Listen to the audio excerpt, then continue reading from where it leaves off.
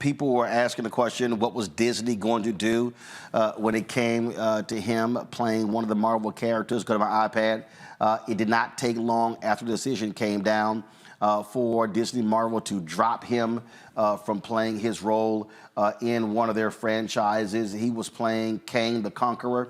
Of course, his star was on the rise. Huge critical acclaim, him playing in Creed 3 opposite Michael B. Jordan.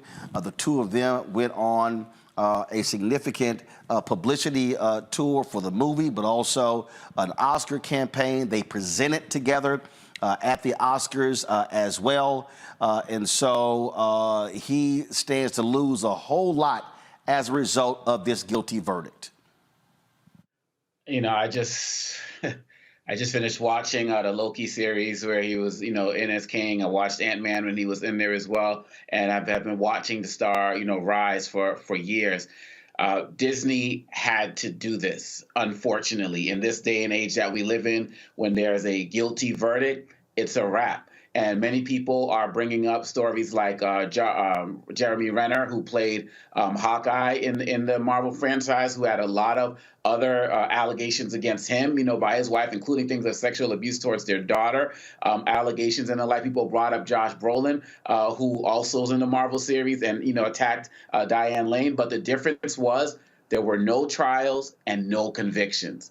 Once you have somebody who's going to be convicted of something, particularly as relates to any type of domestic violence, it's going to be a wrap. Now, having said that, I believe that he definitely got a raw deal. I wish that Disney would have waited a little bit longer to see what happens with the appeals process, and looking at this office, it's amazing, Roland. I mean, just being on this show, listening to you talk about, Kevin Porter, Adam Foss, and the list goes on and see what this DA has done to prominent black men. And it really makes you wonder what they're doing to black men who are not as prominent, to be quite honest. And again, no one here is sitting here saying we shouldn't take domestic violence serious. Everybody knows all of our records here in terms of how we speak out in support of women and all of that. But we have to be honest when we see things that just don't make sense.